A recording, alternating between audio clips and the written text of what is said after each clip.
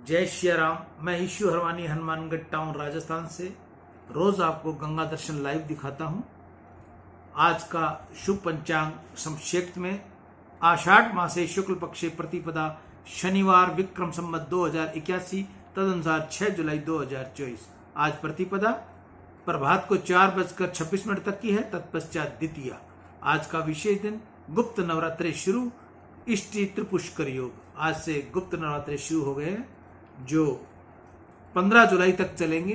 अब की बार एक नवरात्रा ज्यादा है, 10 नवरात्रे हैं गुप्त नवरात्रि में। आज का रामायण का प्रसंग श्री राम श्री श्याम। आज हमको ये प्रसंग सुना रहे हैं। राम नाम का सतत जाप करो और राम जी की सेवा करो। राम जी की सेवा अर्थात राम जी की मर्यादा का पालन करोगे तो तुम्हारे मन का रावण अर्थात काम मरेगा। तुम्हारे मन का काम मरेगा तो कृष्ण परमात्मा आएंगे। श्री राम के पीछे पीछे कृष्ण आते हैं। भागवत में भी श्री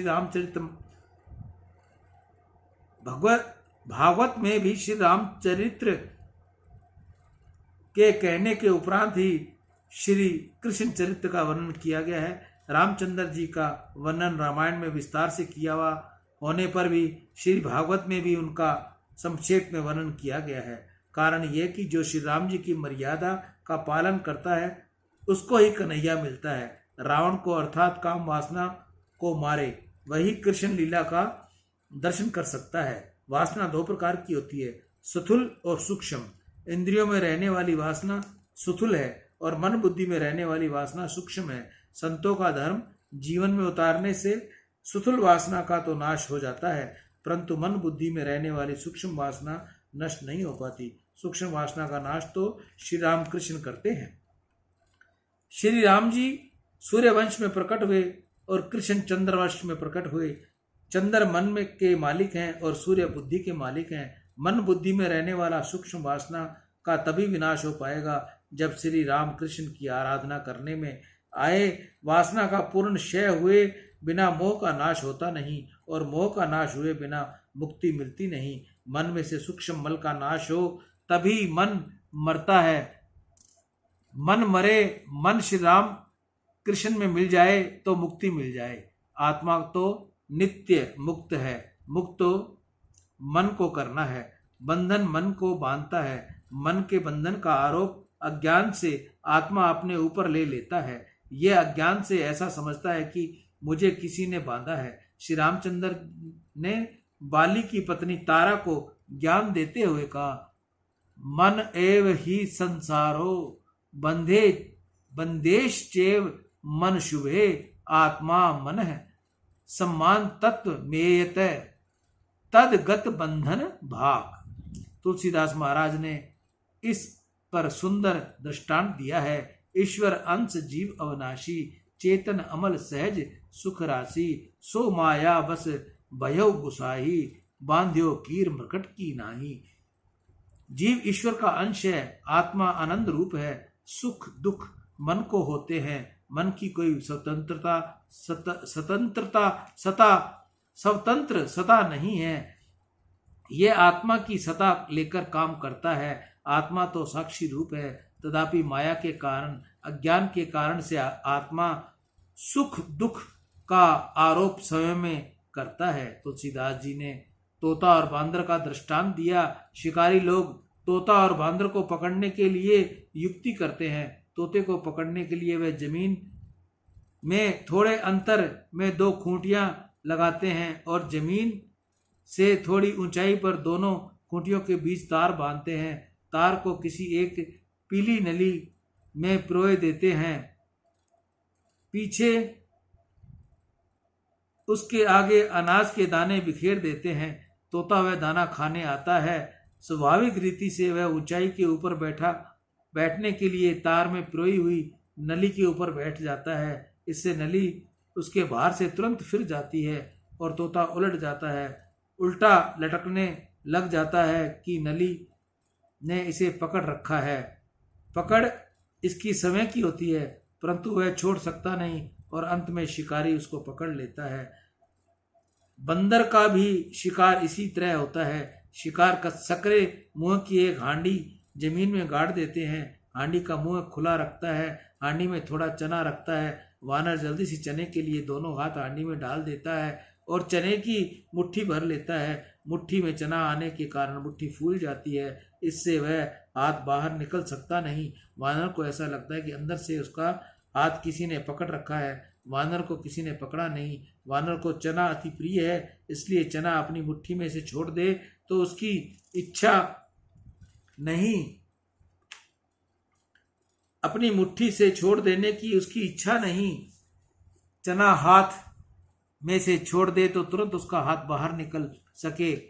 अपने हाथ के कारण ही बंधन में पड़ा है, उस पर भी ऐसा मानता है कि किसी ने इसको पकड़ रखा है। उसी प्रकार से ये संसार हांडी है, विषय वासना के चने हैं। मन बंदर जैसा है, मन में विषय वासनाओं को पकड़ रखा है, इससे वह बंधन पड़ जाता है। मानव का बंधन इस वानर के बंधन जैसा है। मानव को किसने बांधा है? वासनाओं के अधीन होकर समय ने समय को बांध रखा है। ईश्वर के साथ एक होना है, परंतु मन बुद्धि में रहने वाली सूक्ष्म वासना प्रभु मिलने में विघ्न करती है। मानव का लक्ष्य परमात्मा से मिलना है, ईश्वर के साथ एक रूप होना है। उसके लिए बुद्धि में से भी वासनाओं का विनाश करना है। बुद्धि में वासना का थोड़ा भी अंश रह जाए तो बुद्धि निर्वैर्यसन होती नहीं, शुद्ध होती नहीं, स्थित होती नहीं। बुद्धि को निर्वसन करने के लिए, शुद्ध करने के लिए, स्थिर करने के लिए मन के मालिक चंद्र को और बुद्धि के मालिक सूर्य को आराधना करनी आवश्यक है।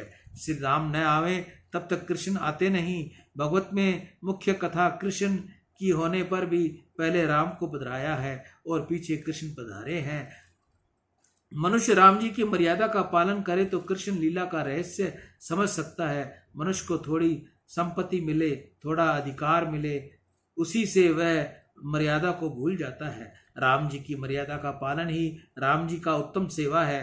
राम जी की आराधना हो तो राम जी की मर्यादा का पालन करो। राम जी न पधारे तब तक श्री कृष्ण आते नहीं। जो वेद की शास्त्रों की मर्यादा का बारंबार पालन करता है, उन्हीं का मन शुद्ध होता है, उन्हीं को पीछे प्रेम भक्ति का रंग लगता है। इससे मर्यादा पुरुषोत्तम की लीला पहले वर्णन की गई है, पुष्टि पुरुषोत्तम पीछे आए। उदाहरण के तौर पर मास्टर जी सरल अक्षर पहले पढ़ाते हैं और जटिल अक्षर पीछे पढ़ाते हैं। श्री राम मर्यादा स्वरूप हैं और श्री कृष्ण प्रेम रूप है। मर्यादा और प्रेम जीवन में उतारोगे तो सुखी रहोगे। और राम और कृष्ण एक ही हैं, दोनों साक्षात पूर्ण पुरुषोत्तम के अवतार हैं। श्री मद भागवत में भगवान के 24 अवतारों की कथा आती है। महापुरुष कहते हैं कि अल्पकाल के लिए, थोड़े जीवों का उद्धार करने के लिए जो अवतार होता है वह अंशा अवतार है, और अनंत काल के लिए, अनंत जीवों का कल्याण करने के लिए जो अवतार होता है वह पूर्णा अवतार है। भगवान के जितने अवतार हुए वे सभी श्रेष्ठ हैं, कोई अवतार साधारण नहीं, परंतु श्री राम और श्री कृष्ण के समान कोई हुआ नहीं। इनकी लीला अलौकिक है। भक्ति में दुराग्रह न रखो। राम में 2 कला ओछी है ऐसा मत मानो, दोनों अवतार परिपूर्ण है।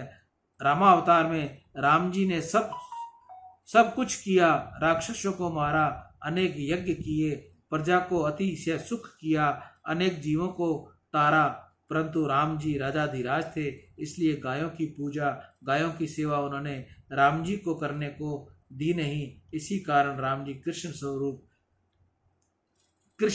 स्वरूप में गायों की सेवा करने के लिए ब्रज में पधारे। श्री राम श्री कृष्ण ही श्री राम। आदि देवो महाबाहु हरने नारायण प्रभु। रामावतार में शेष नारायण के छोटे भाई लक्ष्मण के रूप में राम जी को बहुत ही सेवा की।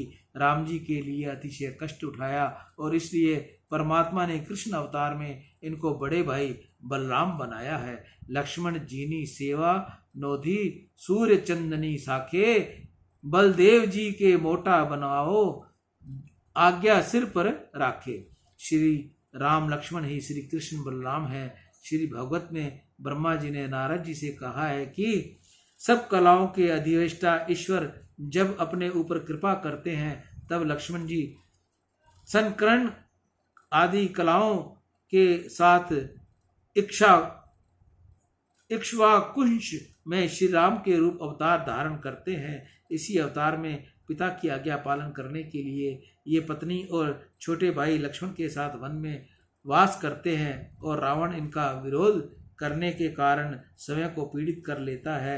इस श्लोक के भाष्य में श्री महाप्रभु जी की उक्ति है कि वैष्णव आचार्य श्री राम और श्री कृष्ण में भेद गिनते नहीं। इसी से तो श्री चैतन्य महाप्रभु जी का दक्षिण की यात्रा को गए तब एक कीर्तन धुन उन्होंने प्रचलित की थी जो आज भी वहां गाई जाती है।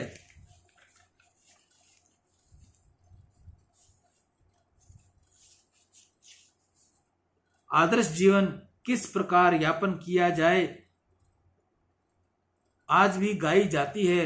राम राघव राम राघव राम राघव पाहि माम, कृष्ण केशव कृष्ण केशव कृष्ण केशव रक्षा माम। आदर्श जीवन किस प्रकार यापन किया जाए ये श्री राम जी बतलाते हैं और पुष्टि का अर्थात प्रेम का आनंद श्री कृष्ण बतलाते हैं। राम जी की लीला तो मर्यादा है, श्री कृष्ण लीला में प्रेम भरा हुआ है। एक मर्यादा पुरुषोत्तम है, दूसरे पुष्टि पुरुषोत्तम है। शास्त्र में मुक्ति के दो प्रकार बताए गए हैं, कर्म मुक्ति और संध्यो मुक्ति। मर्यादा पुरुषोत्तम राम जी जीव को समय से छोड़ते हैं, मुक्त करते हैं। पुष्टि पुरुषोत्तम श्री कृष्ण कर्म से मुक्त करने के स्थान पर असमय ही जीव लायक न हुआ तो भी जीव की मुक्ति देते हैं। यह पुष्टि मार्ग है, कृपया मार्ग है। श्री राम का नाम श्रेष्ठ है और श्री कृष्ण की लीला श्रेष्ठ है। श्री राम कृष्ण एक ही हैं, दोनों की लीलाएं पृथक हैं। एक दशरथ महाराज के राजमहल में अवतरित हुए हैं, दूसरे कंस के कारागार में एक दिन के 12 बजे प्रकट हुए हैं, दूसरे रात्रि के 12 बजे प्रकट हुए हैं। मनुष्य दिन में तो 2 बार शुद्ध बुद्ध खोता है, दिन में 12 बजे भूख से और रात्रि को निवृत्ति के कारण सुख की याद से ये दोनों समय पवित्र करते हैं। दिन में राम जी को याद करो और रात्रि में कृष्ण को, ये दोनों समय पवित्र हो जाएंगे। मर्यादा पुरुषोत्तम राम जी की मर्यादा का पालन करो तो पुष्टि पुरुषोत्तम श्री कृष्ण पुष्टि पूर्वक कृपा करेंगे। श्री कृष्ण के समस्त सद्गुण होने पर भी कृष्ण का चरित्र ऐसा दिव्य है कि जल्दी से बुद्धि स्वीकार नहीं करती। श्री कृष्ण का जीवन रहस्य समझना कठिन है, श्री राम की लीला का रहस्य समझना बहुत कठिन नहीं। श्री राम जी की मर्यादा का पालन करना ये बहुत कठिन है। तुम किसी भी देवताओं की सेवा करो, किसी भी संप्रदाय की शिक्षा ग्रहण करो, परंतु तुमको राम जी की सेवा तो करनी ही पड़ेगी। राम जी के दर्शन बिना, श्री राम जी की सेवा किए बिना जीवन शुद्ध होगा ही नहीं। भगवान कृष्ण की भक्ति करे तो उसे भी श्री राम जी की सेवा करनी ही पड़ेगी। कोई वैष्णव ऐसा मानता हो कि मैं राम जी की सेवा न करूं, राम जी को नहीं मानूं, तो उसकी सेवा कृष्ण को सहन होती नहीं। कोई शिव जी की सेवा करता हो तो राम जी को न माने तो उसकी सेवा शिव जी को सहन नहीं होती। जगत में कितने देवता हैं, सबकी लीला अनुकरणीय नहीं, राम जी की लीला अनुकरणीय है। श्री शिवजी महाराज श्री अंग पर चिंत भस्म धारण करते हैं। चिंता भस्म शिव सप्रष्ट से पवित्र होती है। तुम उज्जैन गए होंगे, उज्जैन में महाकालेश्वर विराजे हैं, वहाँ शमशान में से शिवजी महाराज के लिए भस्म आती है। वहाँ जो पूजा होती है उसमें ऐसा नियम है कि शिव जी को अभिषेक करने के पश्चात इससे पहले चिता भस्म अर्पण करते हैं, परंतु हमसे ऐसा नहीं होगा। हम चिता भस्म लगाएं तो नहाना पड़ेगा। शंकर भगवान तो जहर भी पी गए, हमसे ऐसा हो सकेगा क्या? शंकर भगवान के पास एक बार कामदेव आया था, शिवजी ने आंख उठाकर देखा, कामदेव जलकर भस्म हो गया। शिवजी का कामदेव स्पर्श कर सकता नहीं। जो अमंगल रूप को मारता है उसका सब कुछ मंगलमय है। शास्त्र में काम को अमंगल कहा गया है। शिव जी की लीला दिव्य है, अपने जैसे साधारण मनुष्य से उसका अनुकरण हो नहीं सकता। इसी प्रकार श्री कृष्ण की प्रत्येक लीला अनुकरणीय नहीं है और श्री कृष्ण जो करे सो अपने से होगा नहीं। श्री कृष्ण माखन की चोरी करते हैं तो हम करें तो करो तो पीछे खबर पड़े कि क्या होता है। श्री कृष्ण की सभी लीलाएं अटपटी हैं। कृष्ण माखन की चोरी नहीं करते।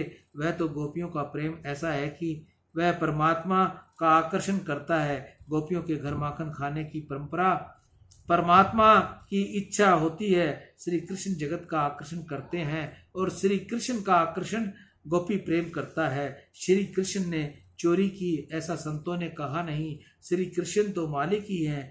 ये तो गोपियां लाला को लाड़ में ऐसा कहती हैं कि कन्हैया माखन चोर है। प्रेम में कोई गाली भी दे दे तो तनिक भी बुरा लगता नहीं। गोपी तो प्रेम की मूर्ति है। गोपी भले ही लाला को माखन चोर कहकर बुलावे, परंतु तुम किसी भी दिन माखन चोर कहना नहीं। तुम लाला को माखन चोर कहोगे तो लाला को सहन नहीं होगा। कन्हैया कहेगा मैं चोर नहीं हूँ, तू चोर है, तेरा बाप चोर, तेरा दादा भी चोर। घर में किसी प्रकार एकत्रित करके बंगला बनाया है, उस सबको मैं जानता हूँ। तुमको सब खबर है। तू कैसा है ये मैं जानता हूँ। चोर तो तू है, मैं तो मालिक हूँ। अरे ताला तोड़कर ले जाए, क्या उसी को चोर कहते हैं? आजकल तो कितने ही चोरी की ऐसी चतुराई करते हैं कि किसी को खबर ही नहीं पड़ती। यहाँ भले ही खबर न पड़े, परंतु ऊपर तो ठाकुर जी को सब खबर पड़ ही जाती है। जगत में जो कुछ भी है उसके मालिक श्री कृष्ण है। श्री कृष्ण जो करें वह तुमको करनीय नहीं। गोपी तो मन तन धन सर्व सब श्री कृष्ण को अर्पण कर देती हैं। उन गोपियों के घर जाकर कन्हैया माखन आरोगे तो यह उनकी प्रेम लीला है, उनके अनुकरण करने की मनाही है। श्री कृष्ण कलयुग कालिया नाग के ऊपर नाचते थे। अपने को तो नाग का नाम लेते ही घबराहट होती है। नाग अपराधी को ही पकड़ता है। इस जन्म में अर्थात पूर्व जन्म में जिसके पास अपमान किया है उसी को ये डसता है। फिर भी अपने को घबराहट होती है। इसलिए कन्हैया तो कालिया नाग ऊपर थे नाचे छे। कन्हैया तो टैली आंगली ऊपर गोवर्धन धारण करे छे। कन्हैया पूतना ए आपेलू छेर पी पांचवी जाए छे। जहर पचाने के पीछे भी कृष्ण अथवा शिवजी महाराज का अनुकरण हो सकता है। अपने में ये शक्ति नहीं, यह जहर पीकर पचा सके नहीं, इसलिए ऐसे चरित्र अनुकरणीय नहीं है। श्री कृष्ण की लीला रामलीला का श्रवण करो, सुनकर पीछे उसका मनन करो, परंतु उसका अनुकरण न करो। श्री सुखदेव जी महाराज भागवत में कहते हैं राम रासलीला का अनुकरण नहीं करना है, रासलीला श्रवण करो। आंखें बंद करके रासलीला का चिंतन करो। रासलीला का चिंतन करने से काम विकार का नाश होता है। शुद्ध जीव का ब्रह्म के साथ रमण, यही तो राम है, रास है। रासलीला अर्थात जीव और ईश्वर का मिलन। रासलीला ये काम लीला नहीं। रासलीला में जिसे काम की गंध आती है उसकी बुद्धि बिगड़ी हुई है। श्री कृष्ण के सामने काम टिक नहीं सकता। एक समय कामदेव को अभिमान हुआ कि बड़े से बड़ा देव हूँ, बड़े से बड़े ऋषि मेरे अधीन हो जाते हैं, बड़े से बड़े देवता भी मेरे अधीन रहते हैं। उस अभिमान को कामदेव श्री कृष्ण के पास गया और उसने कहा मेरी और आपकी कुश्ती हो। संस्कृत के में काम का नाम मार है, समय आने पर सभी को मारता है। कामदेव की श्री कृष्ण के ऊपर शक्ति आजमाने की इच्छा हुई। श्री कृष्ण ने कामदेव से कहा शिवजी ने तुमको जला दिया था, वह भूल गया? काम ने कहा शिवजी ने मुझे जलाया, ये बात सच है, परंतु उसमें मेरी थोड़ी भूल थी। शिवजी की समाधि में बैठे थे, तजो में ब्रह्म का चिंतन कर रहे थे, पूर्ण सावधान थे। उसी समय में मैं उनको मारने गया। मैंने समय का विचार किया नहीं, इससे मेरी हार हो गई और शिवजी ने मुझे जलाकर भस्म कर दिया। समाधि में बैठे बैठे जलाए, इससे विशेष आश्चर्य नहीं। प्रभु ने कहा रामावतार में भी तेरी हार हुई। कामदेव ने कहा रामावतार में तो आप खूब मर्यादा में रहते थे, किसी भी स्त्री का स्पर्श करते नहीं थे, स्त्री के सामने देखते नहीं थे, देखते तो मात्र भाव से देखते थे। रामावतार में खूब मर्यादा पालन कर मेरा पराभव किया था। मर्यादा में रहकर साधारण जीव भी मेरा पराभव कर सकता है। गृहस्थी आश्रम रूपी में कितने किले में रहकर आपने मुझे मारा है। रामावतार में तो आप एक पत्नी व्रत पालन थे, इसलिए आपने मुझे मारा, इसमें क्या आश्चर्य है। श्री कृष्ण ने कहा, तो अब मेरी क्या इच्छा है, अब तेरी क्या इच्छा है। काम ने कहा, रामावतार में मर्यादा में रहकर आपने मुझे हराया, इसमें कोई खास बात नहीं। अब इस अवतार में आप कोई मर्यादा न रखो। मर्यादा के साधारण मनुष्य के लिए है, परमात्मा के लिए नहीं होती। आपको मर्यादा पालन की क्या जरूरत है। आप सब प्रकार की मर्यादा छोड़कर शरद पूर्णिमा की रात्रि में अनेक स्त्रियों के साथ वृंदावन में आप विहार करो और मैं आपको बाण मारूं, तब भी आप निर्विकारी रहो तो आपकी जीत, और कामाधीन बनो तो मेरी जीत। आप निर्विकार रहो तो आप ईश्वर, और मेरे अधीन बनो तो पीछे मैं ईश्वर। रामावतार में शरीर से तो नहीं परंतु मन से भी किसी स्त्री का स्पर्श किया नहीं। मन से स्पर्श हो यह भी पाप है। कृष्ण अवतार में श्री कृष्ण पुष्टि पुरुषोत्तम है। काम में ऐसा माना है कि श्री कृष्ण को हराना सरल है। श्री कृष्ण तो गोपियों के साथ, स्त्रियों के साथ मुक्त रूप से विहार करते हैं, इसलिए मैं उन्हें हरा सकूंगा। आज की कथा का हम यहीं विराम देंगे। कल हम इसके आगे की कथा आपको सुनाएंगे। सियावर राम जय जय राम, मेरे प्रभु राम जय जय राम। जय मंगल भवन अमंगल हारी, द्रवौ सुदशरथ अजिर बिहारी। दीन दयाल विरुद्ध संहारी, हरहु नाथ मम संकट भारी। मैं ईशु हरवानी गंगा दर्शन तुलसी की माला से रोज गंगा दर्शन लाइव दिखाता हूं। जिस माता बहन ने तुलसी के पौधे की बहुत सालों तक सेवा की और वो पौधा बहुत बड़ा होकर लास्ट में उसका विसर्जन हो गया, वह पूर्ण हो गया, तो मैं उन माताओं बहनों से कहूँगा वह पौधा बाहर न फेंके, वह कहीं और न प्रवाह करें। उसकी सफाई कर, उसकी काष्ठ को साफ कर, सफ़ेद बढ़िया कपड़े में, साफ कपड़े में आप उसको मंदिर में रखकर उसकी पूजा कीजिए। आप चाहो कि हमने इतने सालों तक इस तुलसी की पूजा की है, आज ये काष्ठ के रूप में है, तो मैं आपको उस काष्ठ से तुलसी की माला बना कर दूंगा। माला बनाने का किसी प्रकार का कोई भी मैं आपसे चार्ज नहीं लूँगा। माला बनाने और भेजने का कार्य जो है कोरियर दोनों साइड से आपका ही लगेगा। माला का कोई आपको शुल्क नहीं देना पड़ेगा। मैं ईशु हरवानी, हनुमानगढ़ टाउन, राजस्थान से। राम।